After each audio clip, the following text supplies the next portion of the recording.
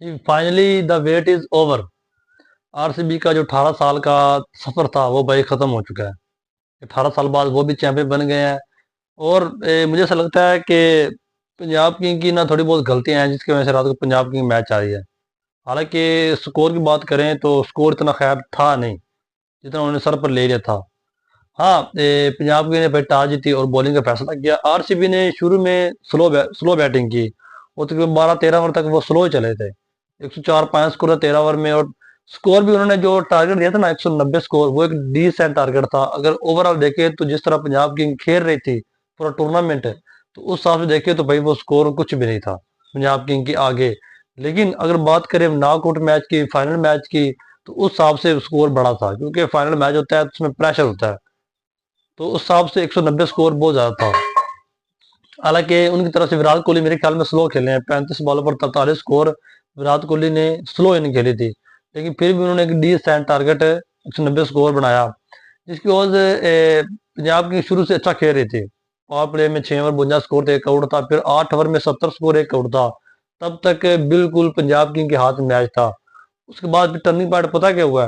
Turning point में ये समझता हूँ कि शरियाज अय्यर की विकेट थी, क्योंकि शरियाज अय्यर ने पूरी लीग में जबरदस्त बैटिंग की है और वो अकेला बंदा मैच जितवाता आ रहा है पूरी लीग में।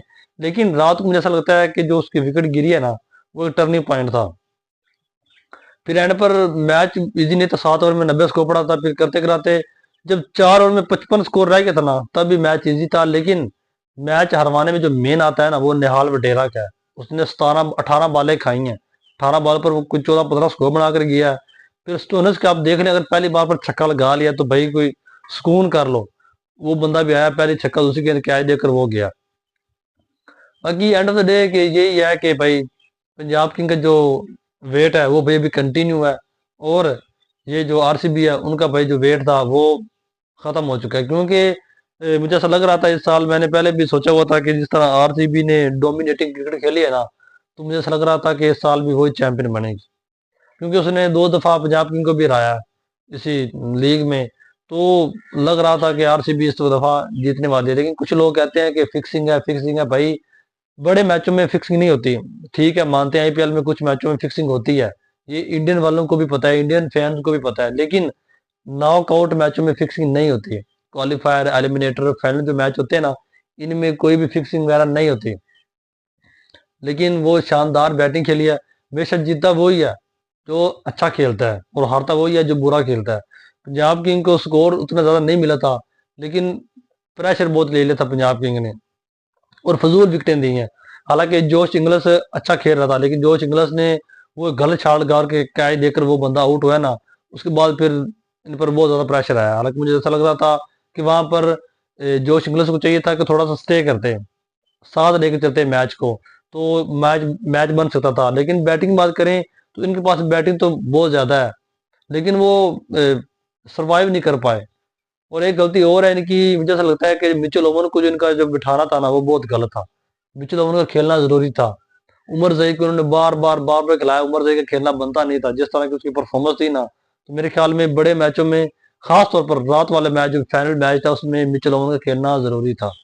कि वो बड़े मैचों का प्लेयर है और बड़ी हिटिंग कर लेता है। जिस तरह वो बीबीएल में फाइनल मैच जितवा कर आया ना, फाइनल मैच में उसने 4 बॉलों पर सेंचुरी लगाई थी। तो मेरे ख्याल में इनको चांस लेना चाहिए था, उमर जई को बिठाकर या जिसको भी बिठाकर इनको उसको मिचेल ओवन को खिलाना चाहिए था। मुझे ऐसा लगता है कि पंजाब किंग की ये भी गलती है।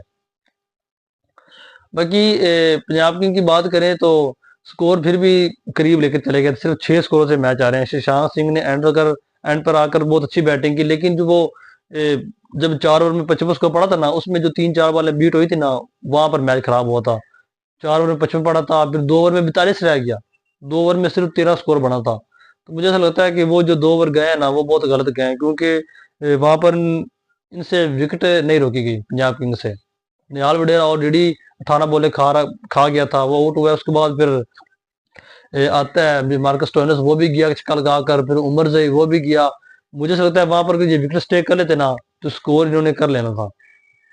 स्कोर इतना नहीं था, 4 ओवर में 55 स्कोर, लेकिन विकेट नहीं रोक सके। एंड तक शशांक से लड़ता रहा, लेकिन एंड तक वो चारा क्या करता, मैच सर से गुजर गया था। क्योंकि साथ खेलने वाला कोई नहीं था। जिस तरह का स्कोर पड़ा था ना, दोनों तरफ से अगर बैट्समैन खेलते तो स्कोर बनता था। एक तरफ से स्कोर बिल्कुल भी चेंज नहीं हो सकता था, जितना हो सकता था उसने किया। सिर्फ 6 स्कोरों से मैच आ रहे हैं। उसने एंड पर आकर हजीवुड को भी 4 बॉलों पर 4 बाउंड्री लगाई हैं। लेकिन बात यह है कि साथ उसके कोई खड़ा नहीं था, साथ उसके किसी ने विकेट नहीं रोके कि बंदा चल एक बंदा खेल रहा है मैं साथ ही खड़ा रहूं। ऐसा किसी ने नहीं किया। तो मुझे ऐसा लगता है कि श्रेयास अय्यर, मैं बार बार कहूंगा कि श्रेयास अय्यर की टर्निंग पॉइंट विकेट थी, क्योंकि उसी ने भाई पूरी लीग में शानदार बैटिंग की है। और जिस जिस मैच में वो चला है बंदा, वो ये मैच नहीं आ रहा है, वो ये मैच जीते हैं। अभी आप रिकॉर्ड देख लें, जिस जिस मैच में वो बंदा चला है ना, ये मैच जीते हैं। बाकी ओपनर इनकी जो है प्रभ सिमरन सिंह और प्रयान शारिया, ये शुरू से तो भाई अच्छा खेलते आ रहे थे। शुरू से जो ग्रुप स्टेज मैच थे उनमें ये अच्छा खेले हैं, लेकिन एंड पर आकर ना इन दोनों से भी बैटिंग नहीं हुई। ना इनको नॉकआउट में इनसे बैटिंग हुई, ना पिछले कोई 2-3 मैचों में बैटिंग हुई है। सिर्फ शुरू शुरू वाले जो मैच थे उनमें इन दोनों ने अच्छा खेला है। लेकिन बैट्समैन अच्छे हैं, दोनों अच्छे हैं, यंग है दोनों ओपनर। लेकिन ये है कि एंड पर आकर इनसे कुछ सर्वाइव नहीं हुआ। एंड पर आकर इन्होंने कोई काम नहीं दिया पंजाब किंग को, जिसकी बड़ी वजह यह है कि जिसकी वजह से पंजाब किंग मैच आ रही है। अदरवाइज पंजाब किंग मैच जीत सकती थी, क्योंकि शुरू से स्टार्ट इनको अच्छा नहीं मिल रहा था लास्ट कोई 5-6 मैचों में। लेकिन रात को मैच, जैसे मैंने कहा कि 8 ओवर में 70 स्कोर था ना, वहां पर मैच बिल्कुल ईजी था। लेकिन बाद में जो इन्होंने 2 ओवर में 3-4 लगातार विकेटें दिया ना, जहां पर मैच खराब हुआ है। मुझे लगता है कि इंग्लिश को चाहिए था वो स्टे करते, सिराज अय्यर को चाहिए था वो स्टे करते, क्योंकि ये मेन विकेटें थी। इसके अलावा तो सब आने वाले और जाने वाले थे। ये दोनों स्टे करते हैं और स्कोर बनाते हैं, इसके अलावा तो बाकी मारधाड़ी करते हैं। तो वो दोनों स्टे नहीं कर पाए। बाकी वो जो अपना काम करते हैं वो आते गए, कदम लगाते गए और जाते गए। मैं गेंद कहूंगा कि मिचेल ओवन को चांस देना चाहिए था उमर जय की जगह, लेकिन वो इनसे गलती हुई है कि उन्होंने उनको जगह नहीं दी और उमर जय को बार बार खिलाते रहे। बाकी आरसीबी वालों को भाई बहुत बहुत मुबारक हो। 18 सालों का जो सफर था वो खत्म हो चुका है।